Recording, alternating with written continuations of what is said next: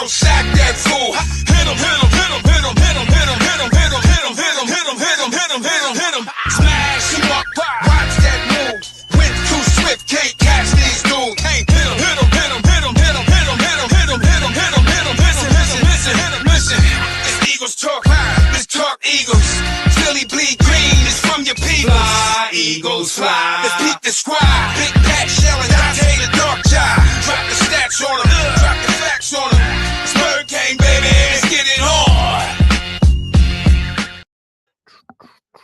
Hey, fam, it's your man Dante, the Dark Knight, and Patrick Sandlin, and welcome to Upon Further Review, Eagles Talk, where we review the Eagles' previous game, and that game was against the Green Bay Packers on Monday night, in which our Philadelphia Eagles came out victorious in a tough, gritty game, 10-7 over the Green Bay Packers. It was a throwback defensive game to the days of yesteryear, to the 1990s. It was magnificent in the defensive physicality that we saw, the violence that was going on that field. Neither team allowing the other to have much scoring going on. 10-7 in today's game, that is incredible. But it was that type of, it was still enjoyable to watch. I know it kind of, I pulled some hairs out and all that, but I'm saying when you go back after the win has been secured and you can, breathe a sigh of relief, it's an enjoyable game to go back and watch again once you know you're on the winning side of it. But without further ado, man, let's get this first quarter started. You are watching Eagles Talk, the most unique Eagles coverage show around, that is by us Eagles fans and for us Eagles fans. And here on Eagles Talk, we like to talk about our favorite football team, that is the Philadelphia Eagles, and we do so in such a relaxed manner that we just chill and, just sip on a little lemonade, a little, some adult beverages.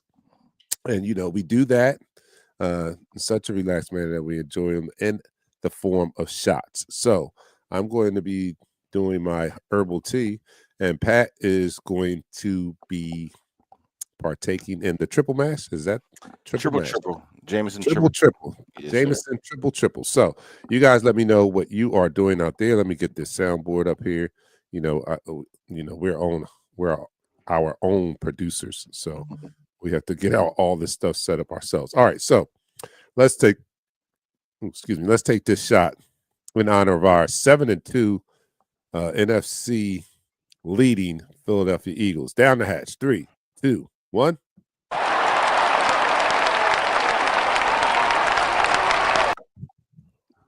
You're now listening to the First Quarter.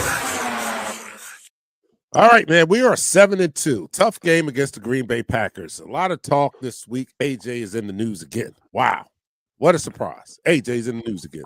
We got to talk about AJ again. I'm not going to kick off the show talking about AJ. We'll get to AJ. Let's talk about the game we just saw on Monday night.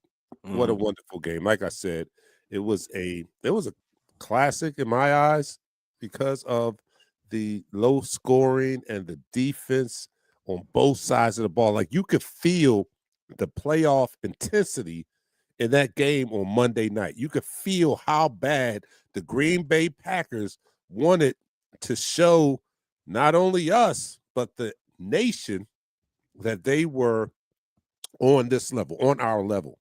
And what level is that? The level of defending Super Bowl champion. We're Super Bowl champions.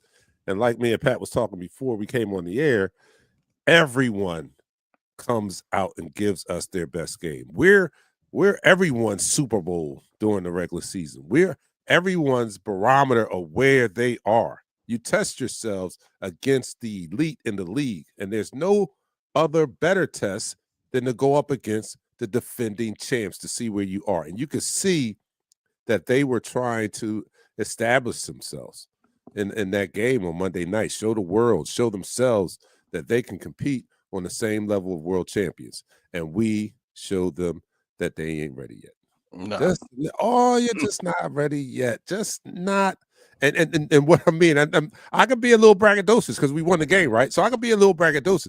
Not only did we win the game, but we're still not playing at our highest level, especially on the offense end of the. Everybody knows that. We're going to talk about that, but everyone knows that we're not producing at the level of our offensive personnel.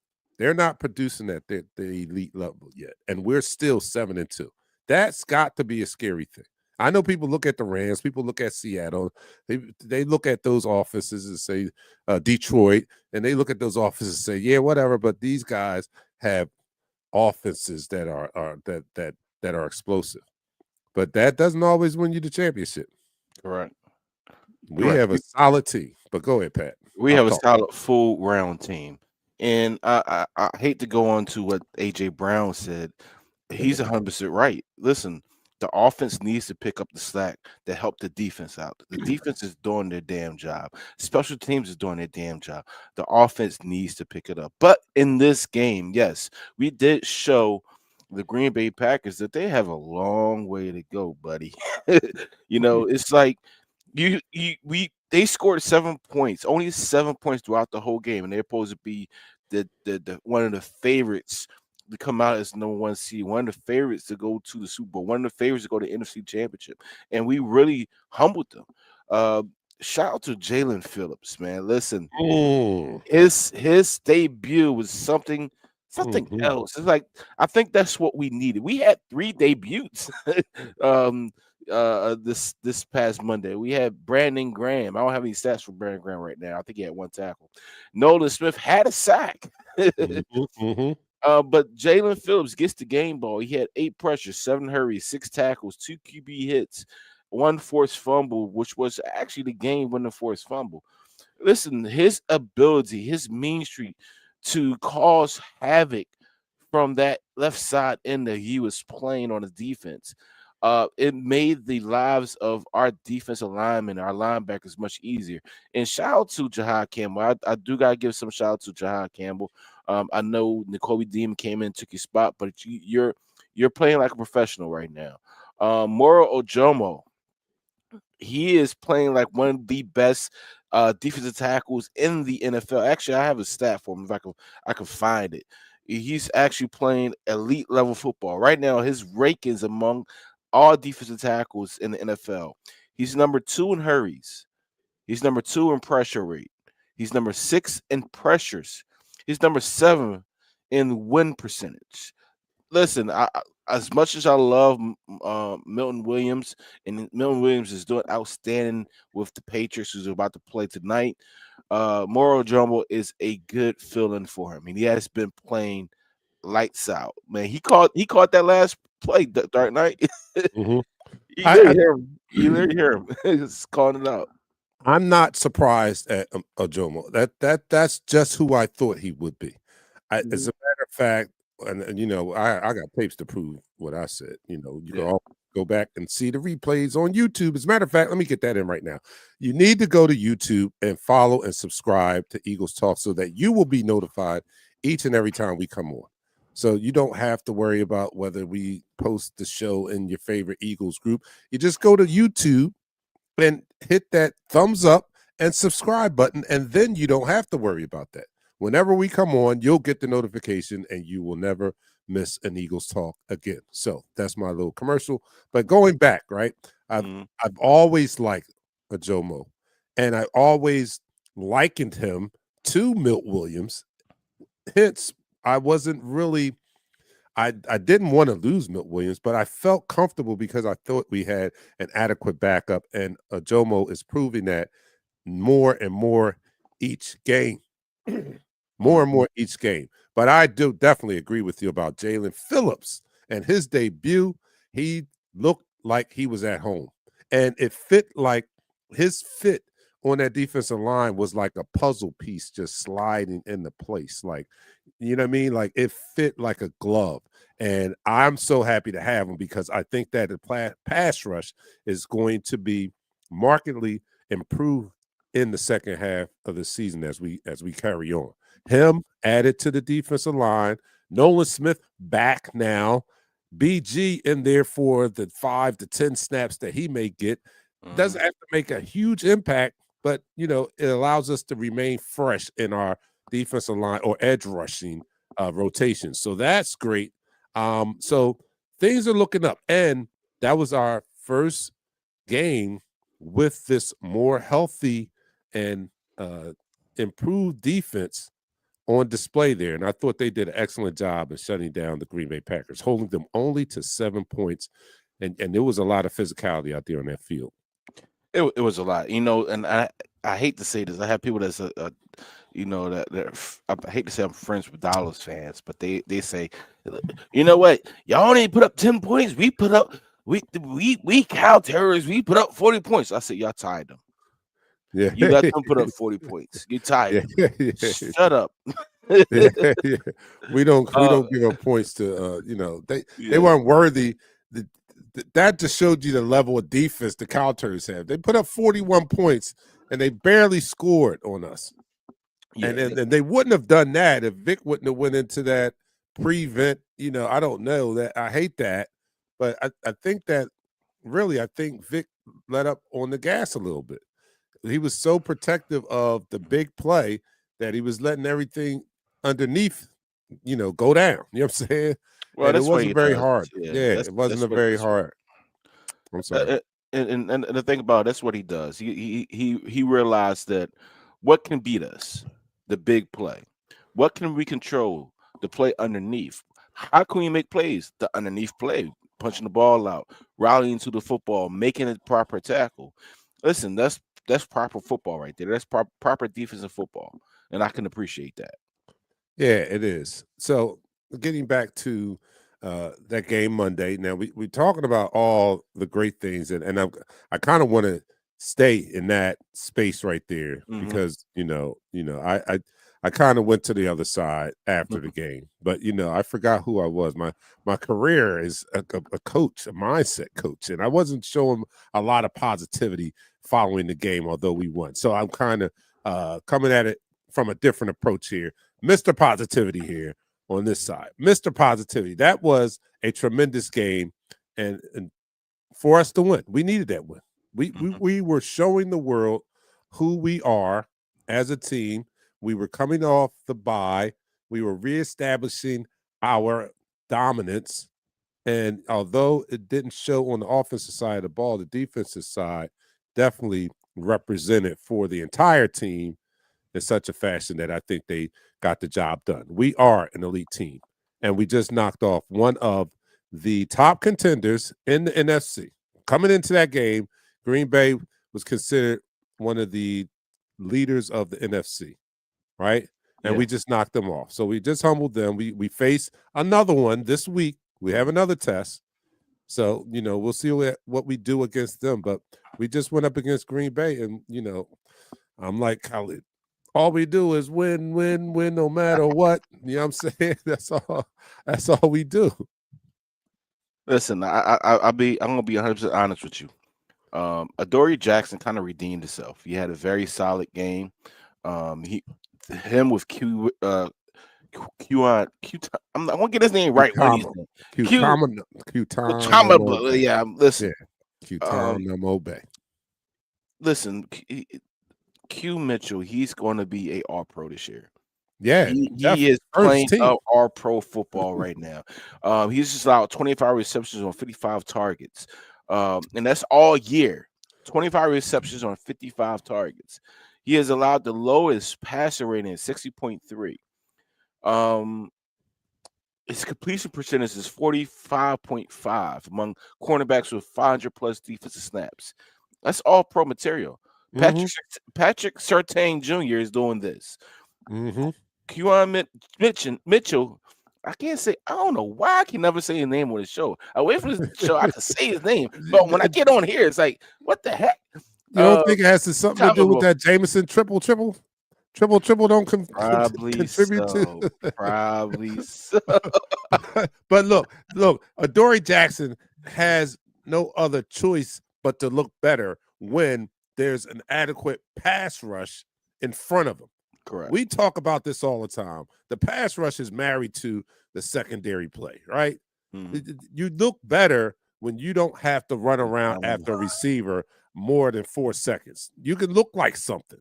Now, if you got to chase, there's not many corners out here that's going to be able to chase a receiver for 5, 6, 7 or more seconds. Correct. So when you have an effective pass rush that's making the quarterback, turning up the heat in the kitchen for the quarterback, and he has to get rid of the ball sooner, that bodes well for your cover people, right? So now Adoree Jackson is not asked to guard in a wide amount of space for a long period of time. Now he has a shorter window that he has to stick with the guy, and then that helps him out a lot. So a good pass rush is a tonic for some ailing cornerbacks, such as Adoree. You know what I mean? But he did play better. I'm not going to lie. He did play better. Yeah, the whole defense. Listen, since Nakobe Dean Dean has been healthy, this whole defense has stepped up its game. It's been playing faster. It's been playing more under control, not giving up great big plays. I mean, yes, we have given up some yards, but we are making plays. The turnover ratio on our defense is still +2, so we're doing a good job on what we need to do on our defense, and it's helping our offense out.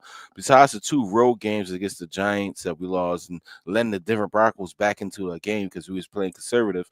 I mean, this team is really playing championship level football almost. I'm just talking about the defense. I'm not talking about the offense. Yeah. The defense is almost playing championship level defense again. Special teams is playing out as well. I'll be honest with you. I mean, they have a kick return, they have a punt return, they have a fumble, they have everything you need as a special team unit. This offense is a whole different story, especially against a Packers team that relies on more or less their front 7 than their back 4. All right. Saquon Barkley only had 60 yards rushing. We had as a team over 100 yards rushing, but our receivers running wide open are being missed. You're not taking advantage of your superstars. We have superstars on this team, DarkKnight. All right, hold on. Just before you get to that, I'm gonna go into the second quarter. Gotcha. We'll do that, and I'll bring you guys into the. I'll bring you guys into the mix also. So you're watching Eagles Talk, the most unique Eagles coverage show around. That's by us Eagles fans and only for us Eagles fans. I mean, if you're an opposing fan of another team, come on in at your own risk. But it's by us and it's for us. And here on Eagles Talk, we like to talk about our favorite football team. That is the 7-2 Super Bowl defending champions, Philadelphia Eagles, and we do so in such a relaxed manner that we enjoy our favorite adult beverage in the form of shots. I'm doing some herbal tea. Pat is doing the Jameson triple, and then he's wondering why he can't pronounce Guantanamo Bay. You know what I mean? So this is second shot. So everybody, let's get ready and celebrate our 7-2 Philadelphia Eagles. Down the hatch. 3, 2, 1. You're now listening to the second quarter. So Pat, you finish your thoughts. You're just about to transition to the offensive side of the ball. Yeah, it's when you look at our offense, it makes no sense that we're not putting up huge numbers. It makes no sense that this offense is not being evolved into a machine, a scoring machine. You have 2 of the most dynamic wide receivers in the league. Dante won the Heisman as a wide receiver in college. You know how difficult it is?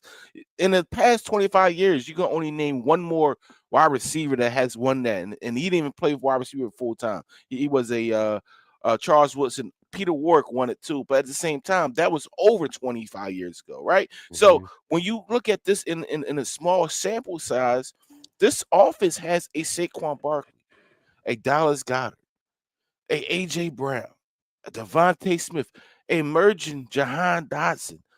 We're not doing anything to scheme these players open. We're playing a high school type of offense, especially this past week. Just throw the ball down. You have guys that make plays when the ball is in their hands. Put the ball in your playmakers' hands at all times. I love Jalen Hurts, but the offensive coordinator needs to make sure he develop plays for his playmakers, right? You got to have a double slant that's developed for AJ Brown, or a crossing route that turns into a inverted screen for Devontae Smith. Uh, uh, you know, split Saquon Barkley wide and keep your two receivers inside. Make the defense guard them inside and cross routes. Like, I've been saying cross routes for a very long time because it was a crossing route. And I don't know if Jalen didn't see AJ Brown wide open at the 20-yard line, but if you would throw the ball, that might have been a touchdown. And the thing about it is the scheme. The scheme is not allowing, more or less, for our receivers to get the ball at a particular perfect time. You're making a quarterback to make this judgment of them running routes and just throwing the ball to him. Scheme him open. Scheme him open. That's your job.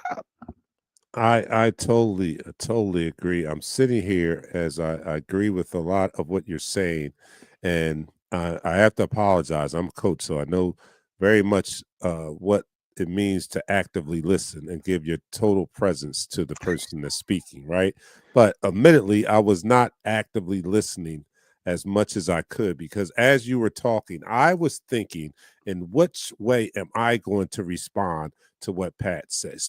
Do I tell what is really in my heart, or how can I shape this to sound positive instead of like I sounded after the game, right? So that's been my challenge.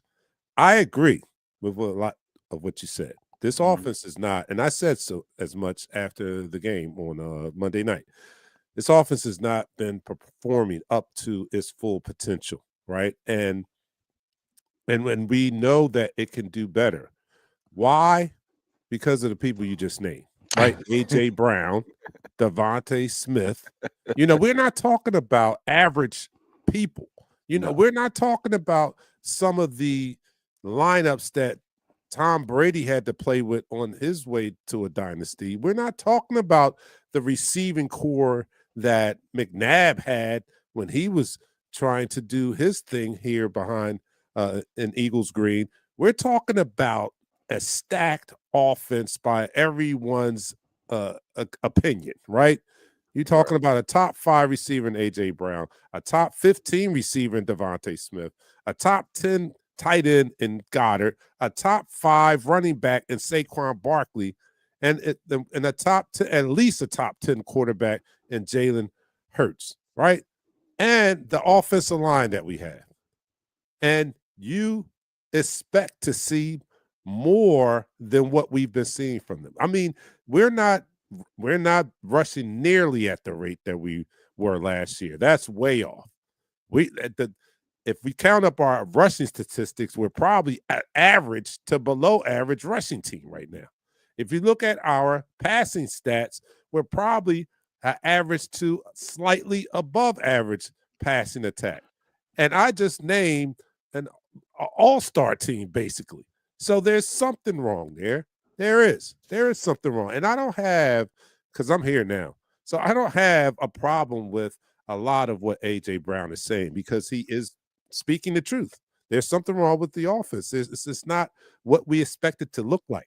And being a great player as he is, you feel like, number one, I feel like I've been put here on this earth to show you guys the gift that God has given me as a wide receiver. That's number one. I think he's thinking about. All right, okay. He wants to prove and show his greatness. What great player doesn't want to do that? But number two, and I think it's more important, is that he believes that in doing so and being able to exhibit his talents and his gifts, that is going to make the offense better. He believes that. He believes that if you get me involved, this offense can look a lot better. And that's what he has a problem with, because this offense is not looking like it could look, and he's not able to make it look any better. That's my perception of it. That's positive, right? That's positive. I was actively listening, and I 100% agree with you, because we talked about this off air before we got on there. It's like having a Michael Jordan on your team and you're not giving the ball. Exactly. Instead of giving Michael Jordan ball, you want to give it to Ron Harper, Scottie Pippen. Don't get me wrong, Scottie Pippen is a good player, but you also want to give it to Tony Kukoc. You want to throw it down to Luke Longley and not give it to your primetime player. You know, AJ Brown is not selfish. He is a dynamic playmaker when the ball is in his hands. And we have seen it this year, last year, the year before, since we have him. Since we acquired him from the Tennessee Titans, he has been a dynamic receiver. He has been one of the best receivers in NFL in our history and as Eagles franchise. He has had over 1,000 yards since he's been here. He's a game changer that right now is not getting the ball.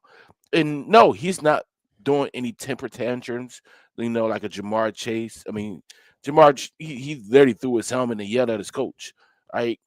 These other wide receivers, Justin Jefferson, when they're not getting the ball, you see the frustration. He's not doing that. He's going out there blocking for a Saquon Barkley 40 yards down the field, 25 yards down the field, so he can get an extra 10 to 15 yards. He's still doing the things that make him a captain on the team by being a great teammate. I mean, the things he say is what we all are saying. If he doesn't say it, we are all thinking it. But at the end of the day, DarkKnight, we have to get our playmakers the ball. I totally agree. Now, with all that being said about AJ Brown, he's not without some fault. Correct. And the fault that I give him is that I don't have a problem with the way he feels about getting the ball and his offense being as stagnant as it is, and him thinking that he could probably help that part of the game if you got him the ball. Mm-hmm. What I don't agree with is how public he makes his comments. That's what I don't agree with. And that's the only part I don't agree with. I don't agree with how he feels. I just don't agree with him taking it to social media and making it a public thing, because that can be a distraction, right? I think for as good as he is in the locker room, because like you said, he's been named a captain. When they talk to the teammates, nobody has any bad words to say about AJ, right? But he has to understand that his words outside that building affect the people inside the building. And that's the only thing I fault him for. Oh, wait, that's not it. Also, I've heard this. Well, I don't fault him for this, but I've been hearing this talk, so I want to address this. So I've been hearing that AJ is not getting those numbers because AJ is not open. That's why AJ not getting. If you look at AJ, well, let me just say this: AJ has never been a burner. That's not him, right? He's a AJ 4-4 guy. Has not had separation big time in his career. When he first got here, the thing that we like about AJ was the fact that he can make those catches in traffic, that he is big enough that he can make and bully those smaller cornerbacks and make those contested catches. So he's not ever been the receiver that he runs routes and he's wide open. That's what you loved about him. You could throw it to him with a man on him and he will still catch the ball. Yeah. And I think he's more upset about that. You guys are not even giving me an opportunity. We were giving him an opportunity when he first got here. AJ hasn't changed. He's the same receiver. Jalen was trusting him more. He was throwing it to him more. If we can do a replay and play-by-play, you would see a lot of those catches that AJ had in his early career with the Eagles. They were contested catches. That's why we loved him, because this dude would go catch anything. Mm-hmm. And we used to see him run a lot more slants. So we don't see that too much. Why don't we see that too much? Well, I can help you with that. So a lot of people understand that one of the main routes for AJ Brown is the slant because it's physicality. So what they do, they literally kind of take that away from Jalen Hurts on the first read.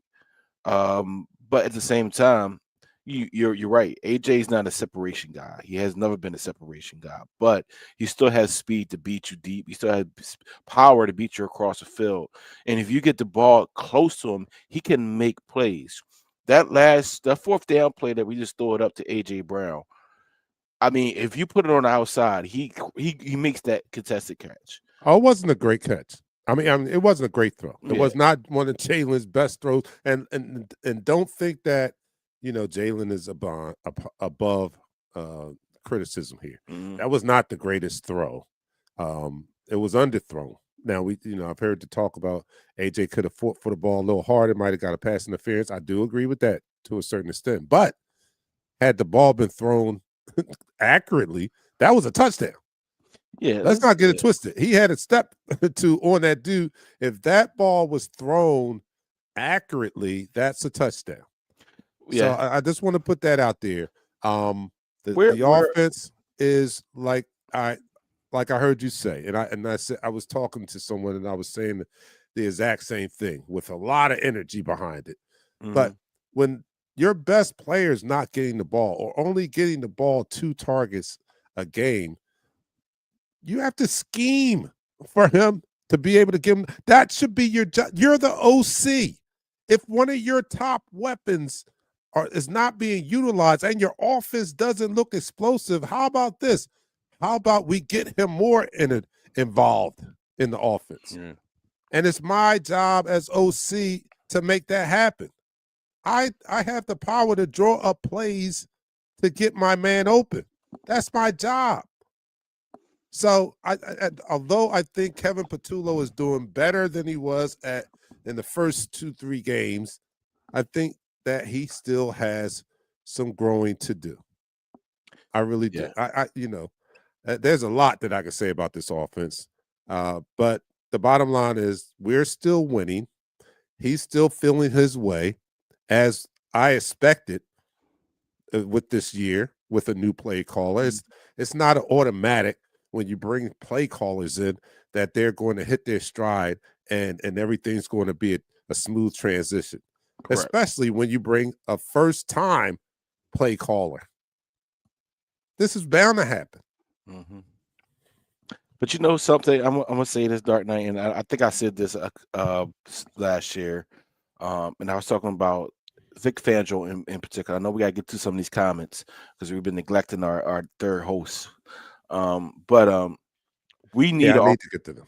Yeah, we need an offensive coordinator that's committed to being an offensive coordinator. That's not worrying about their career after an offensive coordinator. Just like Vic Fangio. Vic Fangio is done as a head coach. All he wants to do is coach defense, win games, and stay upstairs in the booth because it's cold out there. If Kevin Patullo can get his stuff together, he can literally be that offensive coordinator that Jalen Hurts has never had that sticks around for the next year or two. When can he do this? I don't know.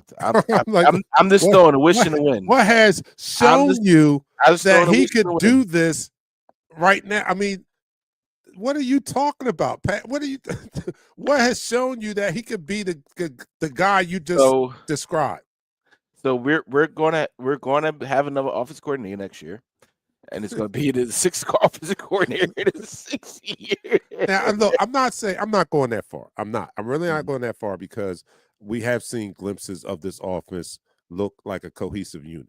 So if he can somehow miraculously bring it all together, find his flow, so to speak, and make this a more consistent offense. Because we saw 2 games that were pretty okay against the Vikings and then the blowout against the Giants. And I thought that we were trending upward, and I was expecting to see us build upon that on Monday night, but we didn't. And don't get me wrong, I'm not taking anything away from the Green Bay Packers defense. They are one of the top defenses in the league. So I'm going to give some credit to them. But even with that, it still looked like he could have done more. The offensive play calling didn't. I think it was too conservative. First of all, it left more on the yeah. It left more meat on the beat on the rib. I get you. Let's get to this context. I'm gonna get to some of these comments after I start the third quarter. So I'm in this order right here. And that's the end of the quarter. All right, so you are watching Eagles Talk, the most unique Eagles coverage show around. That's by us Eagles fans, for us Eagles fans. Here on Eagles Talk, we like to talk about our favorite football team. That is the Philadelphia Eagles. We do so in such a relaxed manner that we enjoy our favorite adult beverage in the form of shots. So I'm doing the herbal tea. That's doing the Jameson triple mash. And you guys let me know what you're doing. And let's salute our Philadelphia Eagles. So down the hatch. 3, 2, 1.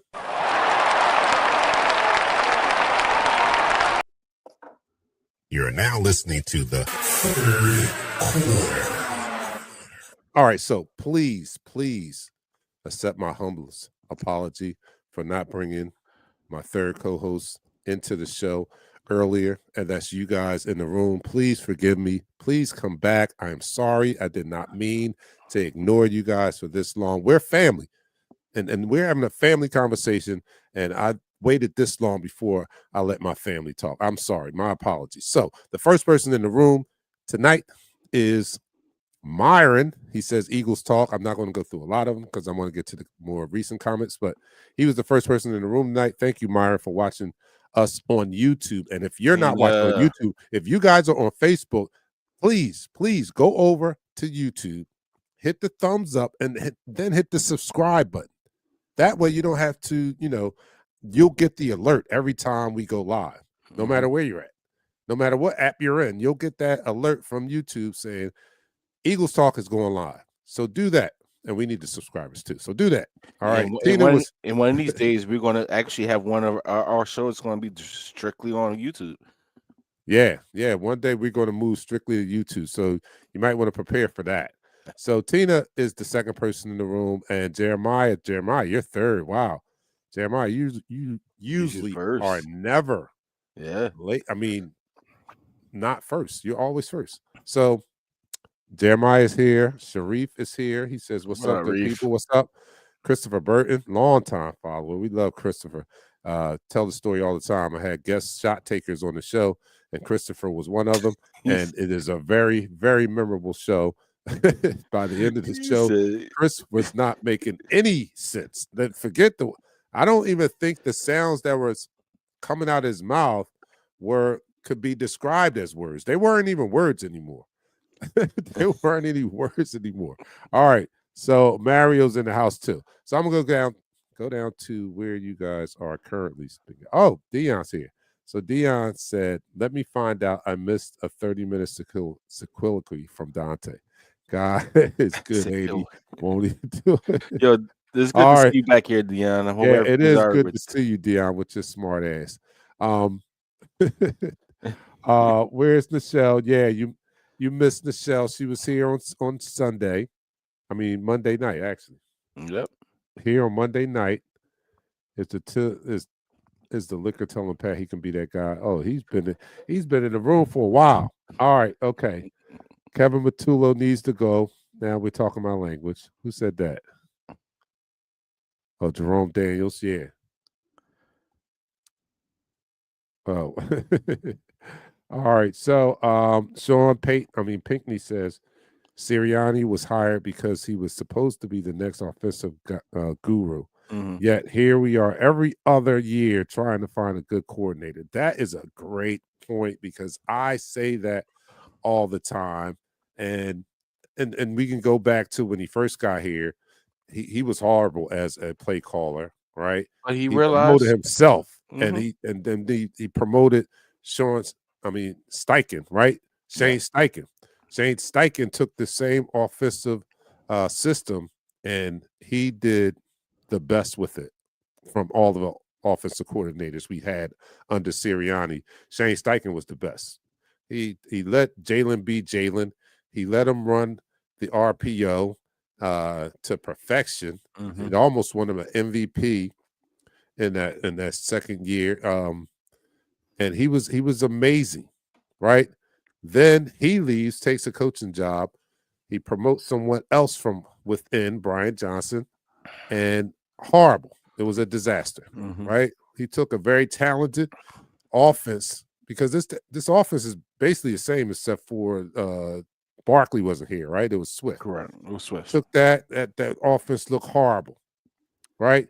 We fire him, bring in an outside offensive coordinator with his own system, right? Because I don't think anybody up till Kellen Moore had their own system that they were running. I think that the other OCs were just running a variation of Sirianni's offense, right? Because they came from within,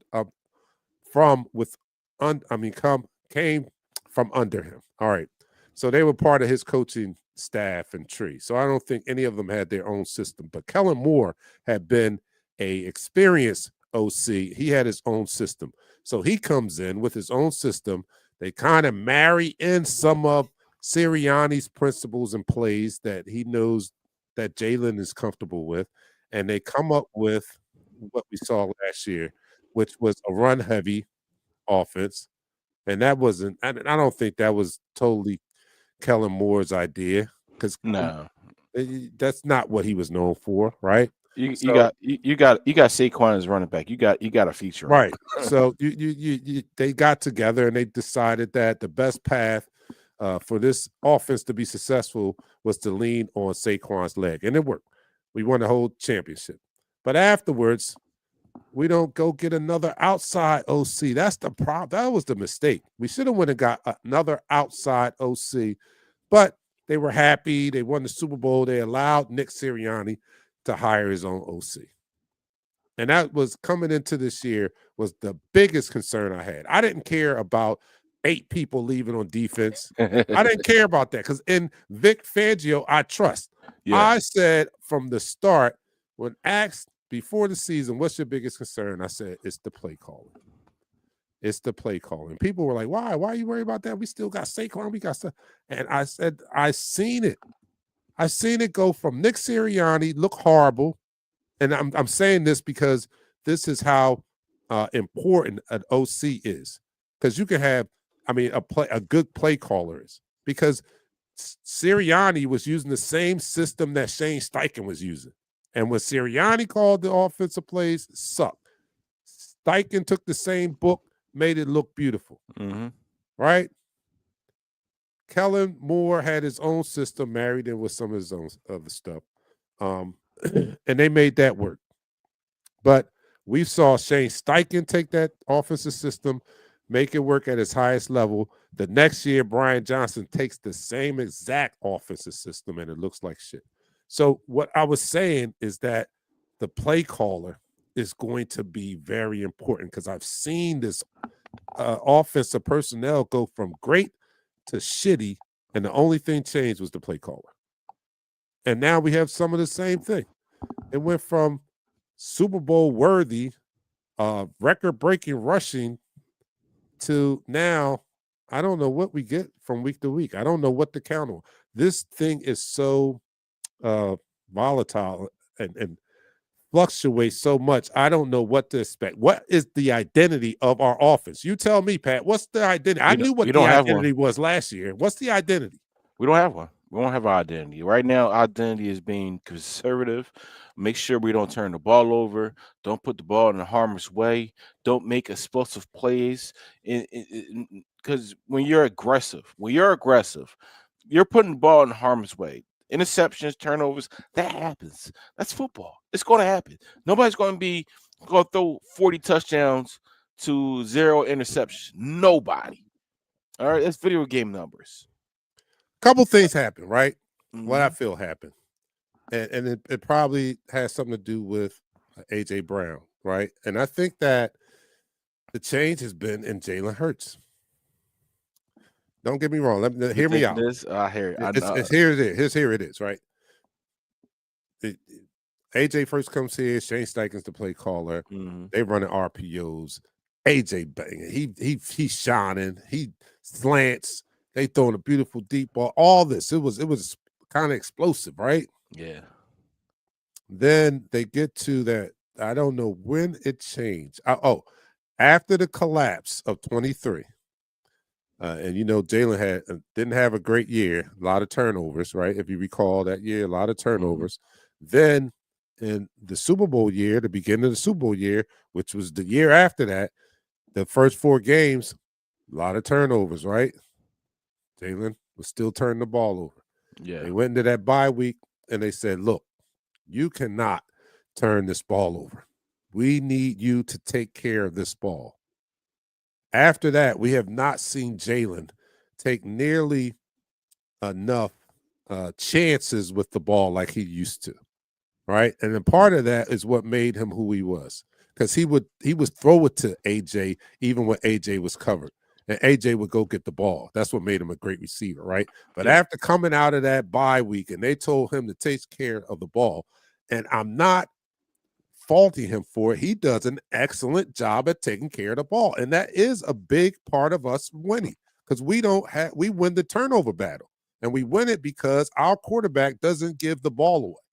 But along with that comes his hesitation in putting the ball in harm's way. So we don't see him trusting AJ as much as he trusted him before, because if he puts it in there and AJ's covered, there's a greater chance that it's going to be an interception. He's forgotten that AJ is that guy. He's not taking those chances. He's cut down his risk taking. He's numbed his risk taking gene. He did. You know what I mean? And he just will not take those chances as he did before. I mean, in order to be a dynamic playmaker, you have to take risks. You have to take risks. You can't sit there and say, "Oh, the speed limit is 25 on the boulevard. I have to do 24." Like, you have to take a risk here and a chance. We're about to face the Detroit Lions. I know we're going to talk about it in the fourth quarter. We're about to play a Detroit Lions team that if we F around, we're going to find out. You know, they're going to put up 40 points on it. Well, our defense, I got belief in our defense. But, you know, we're not going to score any points on offense if we don't just put it out there. Just do it. You know, when you met your wife, right? You gave the whole story about when you met your wife, right? If you didn't take that chance, you wouldn't have this beautiful life. Same thing with everything else. You have to take chances in life in order for success to happen. I feel like a coach now. Well, one correction. I didn't take a chance. Her girlfriend called me over because I wasn't going to take a chance because they shot my man down when he went over there first. So I wasn't going to take a chance. But you took that chance by getting up and say, "You know what? They shut my man down, but let me go over there." The girl. No, it was only because her girlfriend had already talked to her. You could have said, "No, I'm good." Oh no, I wasn't doing that. No, I wasn't doing that. But look, it's not only Jalen and his risk taking. He's not taking those risks. He's just taking care of the ball. I get that, but it's not. He didn't come up with this. So his coaches came up with this. Sirianni and them sat down and said, "You have got to take care of the ball." So it's not on Jalen only. I think it's a mentality that they all have now. That's why we're so conservative on offense. We don't take the chances that we used to take. We ran the ball against a good run stopping team. Now, how asinine was that? Like, we just kept running into Green Bay's line, basically, and not having much success. But that was conservative. It was safe, and they trusted the defense. And thank God the defense is who they are, because that was a very conservative offensive game plan. And to run the ball as many times, and I give them a little credit for sticking with it. But, you know, there was like no adjustment to do anything different. And we saw a couple of instances where they ran it on 3rd and 8. That's, you know, I'm okay to be conservative for the purpose or in the name of winning. But, man, that was painful to see, the type of offense we have. And on 3rd and 8, we don't have the kahunas to go for a first down. We ran the ball. That's too much conservatism for me. That's too much. 3rd and 8, and you don't let Jalen drop back and try to. Come on, man. Come on. What are we doing? What are we doing? I don't know. Listen, AJ Brown is what, game number 8? No. Game number 10. AJ Brown has 408 yards. This is reminiscing This is reminiscent of what Donovan McNabb receivers had. This is reminiscing of what Carson Wentz receivers had before we got Alshon Jeffrey, right? This is reminiscent after we got Alshon Jeffrey. Like, this is Greg Ward. Don't get me wrong, Greg Ward was a good receiver. This is Greg Ward type production from a top 3 wide receiver in the league. It should not happen.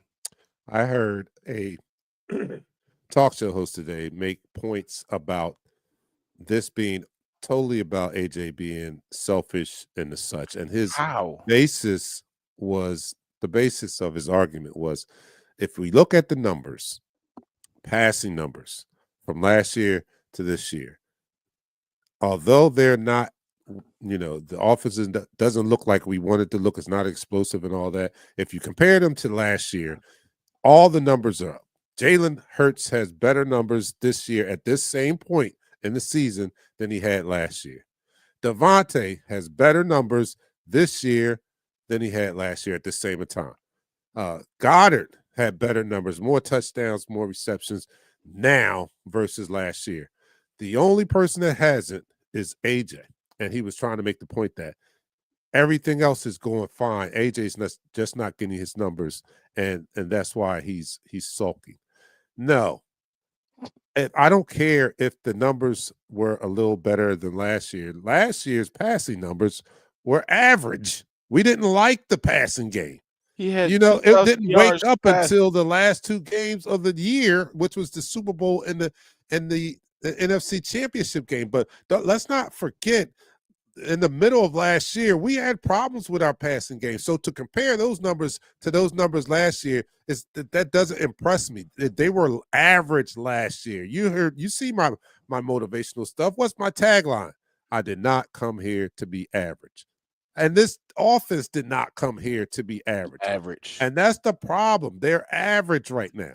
So don't give me the offense is a teeny bit better than it was last year. Last year was average. So we just a tiny bit better than average. We're basically average again. This offense and Howie did not do the work that he did to assemble this much talent on offense for it to be performing average. This is the longest Dodge Goddard has been healthy in the season since he's been here. So, I mean, the distribution, Dante has 657 yards. A.J. Brown has 408 yards. Dallas Goddard has 332 yards receiving. That's not acceptable. No, it's average. We're not average. Saquon Barkley is going to have less than 1,100 yards rushing. He just came over 2,000-yard rushing season. So it's not what Jalen Hurts is doing and performing better.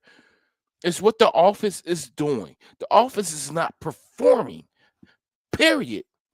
Okay? The offense is not performing, period. You have a Saquon Barkley who is a top 2, not top 3, a top 2 running back in this league. What has changed from this year, from last year, besides the guard? Well, our offensive line has been a little banged up. I'll give them that. Our offensive line has been a little banged up, and the adjustment that opposing teams have made to not allow Saquon to have those free lanes that he was running in last year. That Michael Parsons did. That was a house call. That was a house call. He tripped, and they didn't even call the doggone call. But anyway, there is less guards pulling. There is less centers pulling in this offense this year than it ever has been, period, hands down. And that's play design, man. That's going back to the OC Sirianni system. I've never been I've never been in love with it. It works when it needs to. And let me just flip the switch. I'm about to do a about face, because we all understand that this offense has to get better. We do. We want to see that. But I'm not going to gloss over the fact that this team is 7-2. And that says a lot. 7-2, and our offense, and we're having this conversation about our offense, which is valid. We're having a valid conversation about how anemic our offense is. And I can say in this breath right here that we're 7-2. and at the top of the NFC. That says a lot about this team. We're So I don't talking want about to practice. poo-poo, what we are and what we can accomplish. We can still go far. We've shown that. We're doing it now. We have the toughest schedule in the league, and we're 7-2. Yep. We play 11 games versus teams that made the playoffs last year. That's not a soft schedule.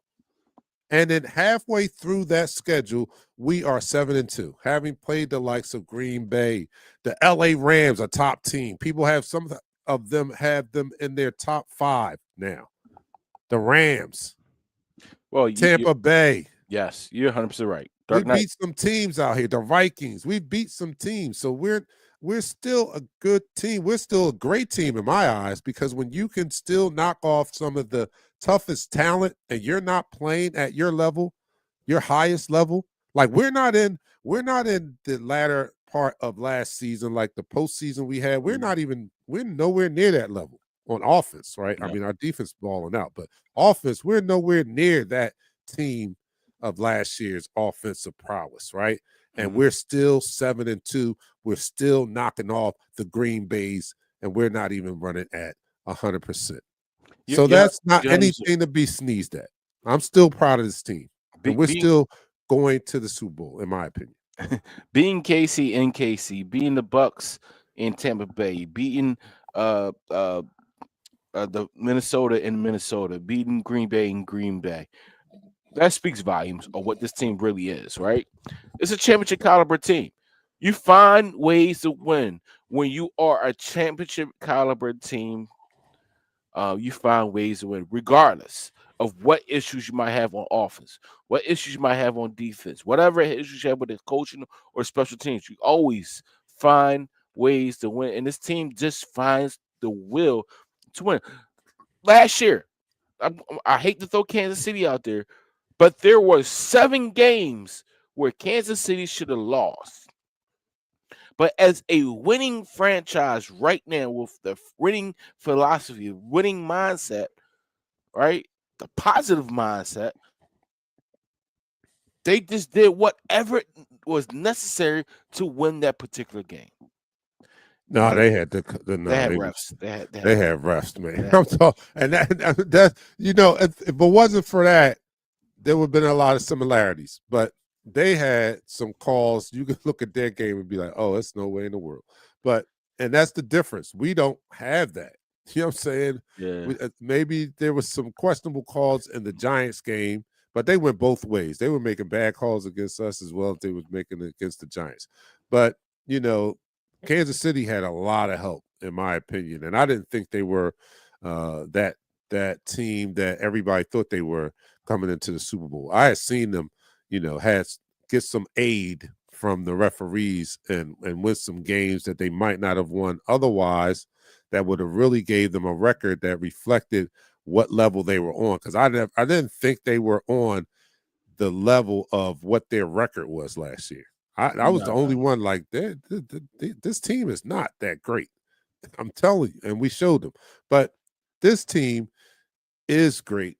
We're not getting the aid of referees, and we're battle tested. We're winning by playing strong in the areas that we play strong in. We're not doing anything miraculous. On defense, this defense on Monday didn't they didn't perform at a level you like, Dad, that's not them. They performed at their regular high level. Like if you know our team, you know that wasn't a miraculous game. You know that that's the type of defense we get from Vic Fangio on this defensive unit.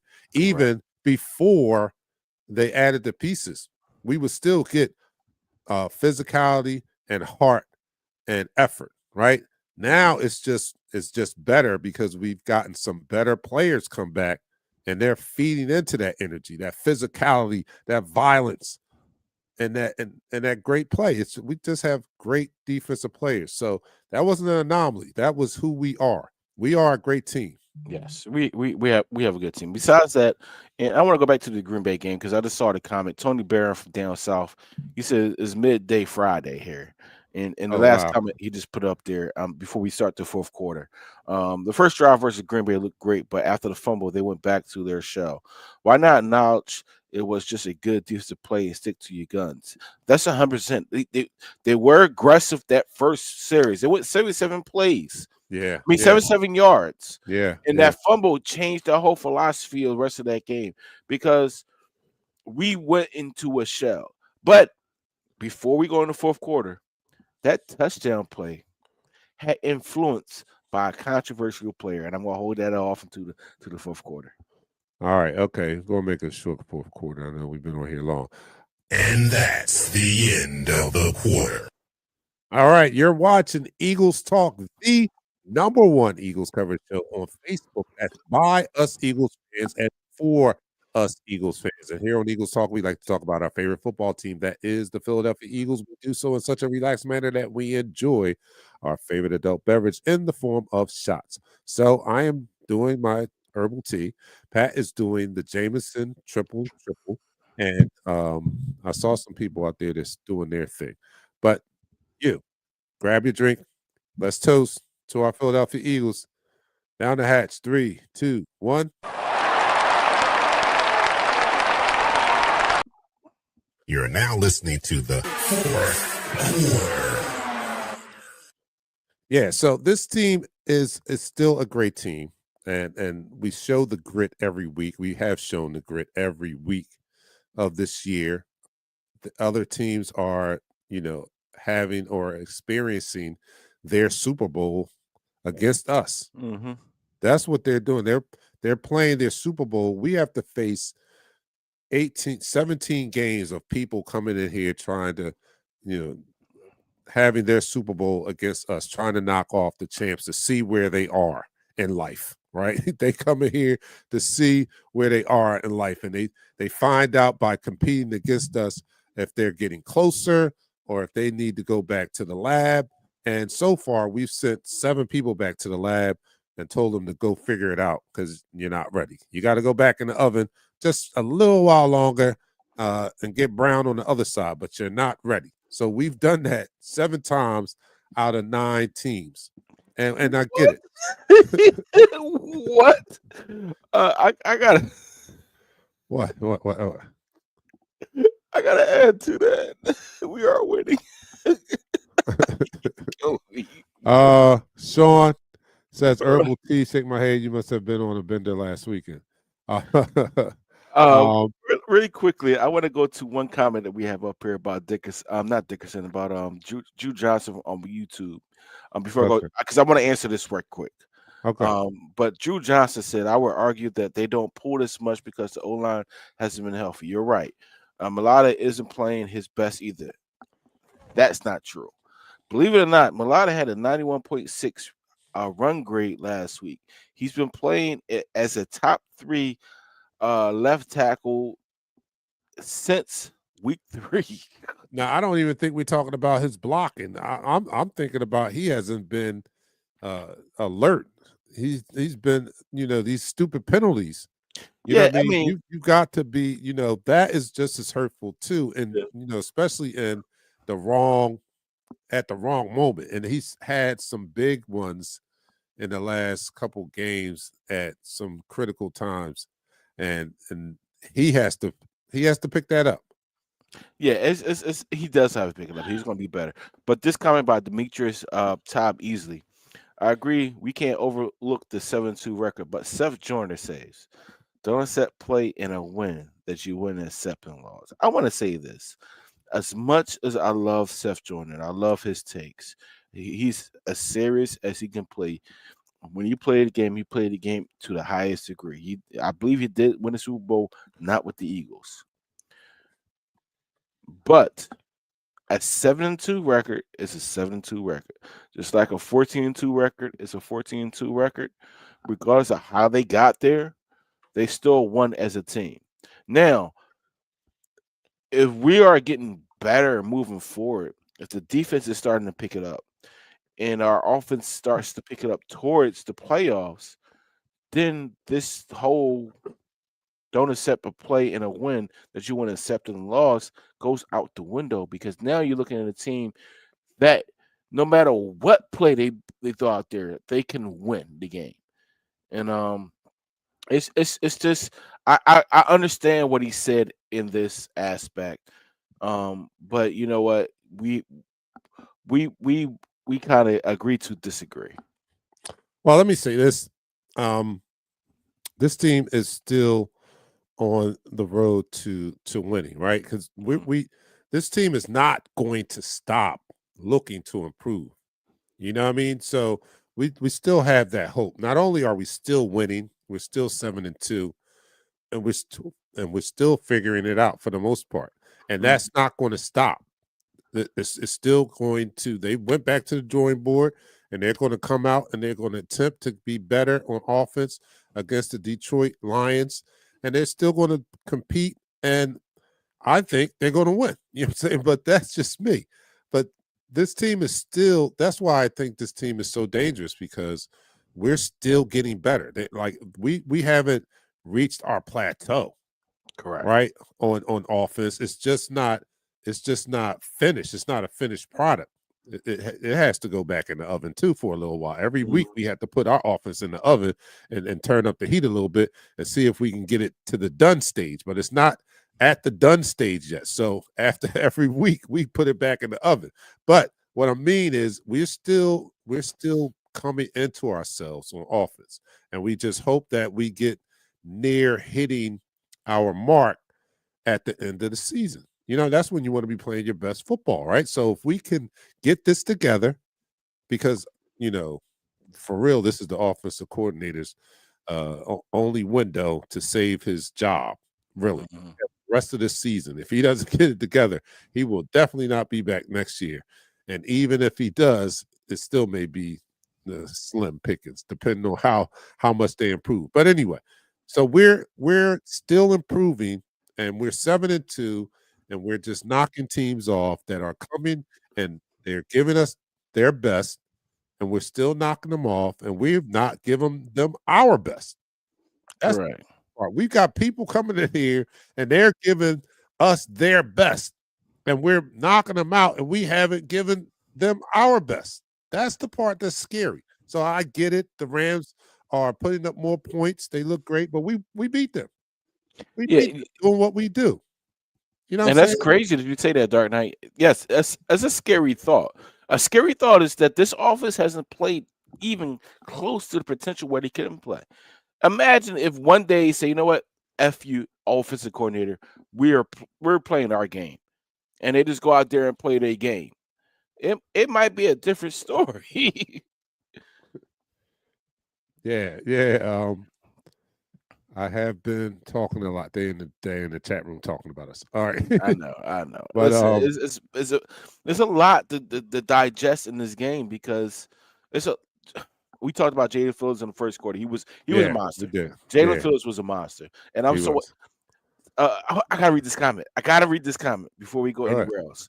Go All ahead. right, so Eagles coach, defensive coordinator Vic Fangio says Michael Carter has looked good in practice, and if there is any need for a second nickel behind Cooper DeJean, Michael Carter will go in. Vic also said on the acquisition of Jalen Phillips, yes, I said acquisition, the drink they get to me yet. When you shop at Nordstrom, you get good stuff. Yo, Jalen Phillips is a monster. He's going Yes. to only flourish with us with him on the same side as Jalen Carter, with Nolan Smith With coming off the Smith on edge. the other side. Oh my Brandon goodness. Graham coming from that end. Jahad Campbell coming from. Listen, this defense has so much growth in. Pause. I'm so happy with it. Well, look, that's what we're going to need, because, you know, as I transition to the game we have Sunday night against the Detroit Lions, we're going to need that defense to bring the same intensity, the same physicality, the same toughness and stickiness Mhm. that they had on Monday night. We Yes. hope that they can get up for this game also. And I think that, you know, that they're already in a playoff mentality. Like that, I think the defense, they play with a chip on their shoulder. You can feel that energy. Yeah. You can feel that they come into each game like rookies. They come in with a rookie mentality, like they're here to prove something to you guys. Like they come in with a violent attitude that we're going to show you something. We're going to show you who we are. And I love that about it. When's the last time we had that? We are a defensive town. Let's not get it twisted. You know, we get excited over defense. We had Reggie White and Gang Green at one time. You mean, and this is like the first period. Well, no, Jim Johnson had a great period with their defense too. But this is like a return to that era where our defense had an identity. And this defense has an identity. And thank God for that identity, because that's what won us the game Monday. Yeah. Our defense. And that's what's winning most of our games this year is our defense is keeping us in the games. And now they're starting to play at the dominant level that we saw them from last year. If they continue that, it's curtains. Mm-hmm. It's curtains. And I think that they will. This will be a great test. Let me just say that. This will be a great test against the Detroit Lions this Sunday because they have an explosive offense. Dan Campbell even took over play calling duties. He didn't like what he was seeing in the first few weeks of the season. The offense didn't look as explosive, and so he took over the play calling. Do we need Nick Sirianni to go to play calling? No, we don't need that. We do not. Listen, Sean. Listen, no, we already had some shots. We all 4 shots. I'm not taking another shot. Shots, man. Who Sean Pinckney? Sean, you got a drinking problem. Listen, I do drink, but I'm tapped out. How about you? I'm sorry. All right, look, we're not going to be here that long. We got Thursday night football to look at, but we have a big game coming up on Sunday night. We're going to be back here. What time the game come on? 7? I mean 8. 8. Oh, so we're going to be on 7 o'clock pre-gaming for that huge game against the Detroit Lions on Monday night, where we're like, this is a mini gauntlet for us, right? To go through these two. And I think during my preseason prediction, I might have had a split one of these games. I forget what our records look like. But if we can get through these 2 games, 2-0, you know what that would say a lot. I mean, I don't need a lot to be said to me now because I think our team is solid. And, you know, as soon as we, get the offense together, it's just going to add to it. But until that, our defense is solid enough to carry us until the offense catches up, so to speak. That's the type of defense we have.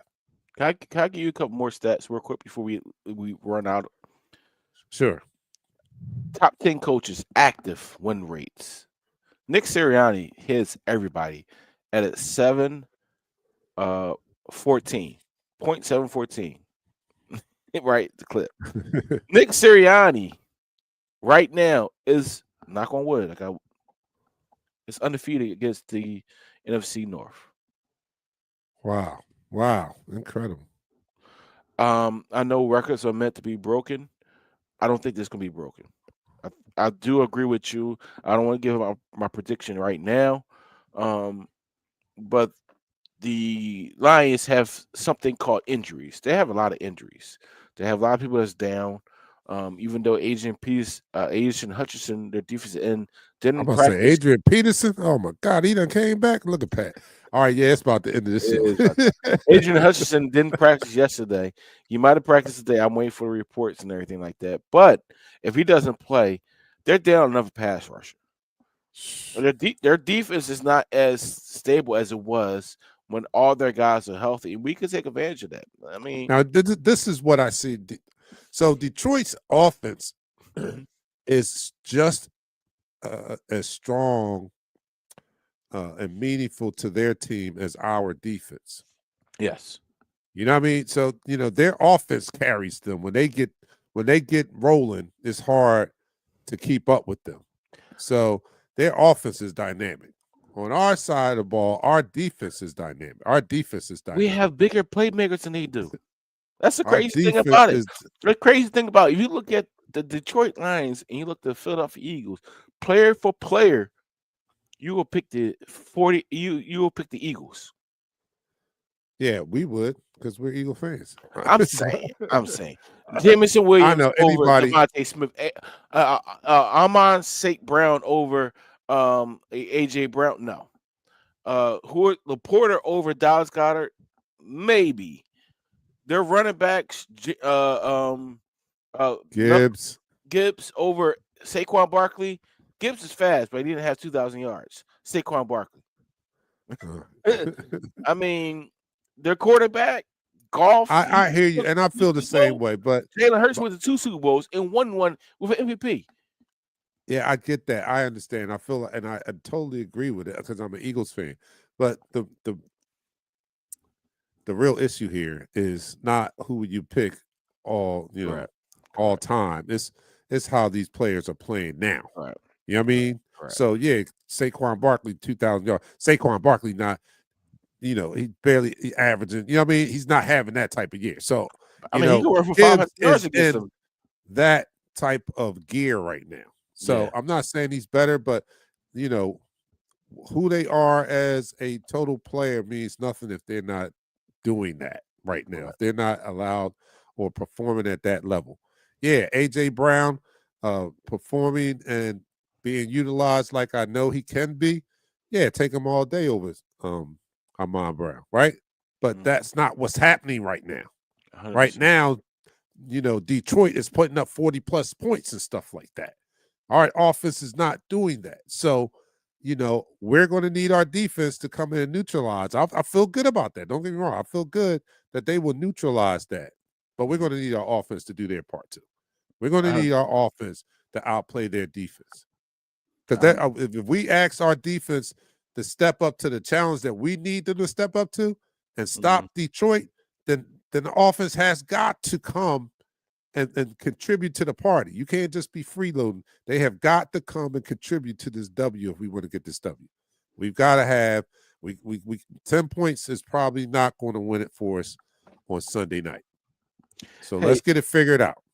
Hey, Sean Pickney, this is a shot for you. This is your last shot before the show ends. All right, so we're going to do this out the door. This is for the victory that we had last week. All right, we're doing it out the door. We're going out the door with this one. Jeremiah, Demetrius, Sean, everybody that contributed to the night in the chat room. I know I kind of ignored you guys. I didn't include you guys as much. We got y'all Sunday. We got y'all. We got you Sunday. Yeah, I'm sorry, but on the way out the door, we're going to do one last shot for Sean, and Pat is all about the culture. So raise your glasses in victory celebration of our Philadelphia Eagles and the victory over the Green Bay Packers on Monday night as we get ready for the game on Sunday against the Detroit Lions. We're out of here. Down the hatch. 3, 2, 1. We go live in 5, 4, 3, 2. Smash him up, crack that fool. Quarterback whack, yo, sack that fool. Hit him,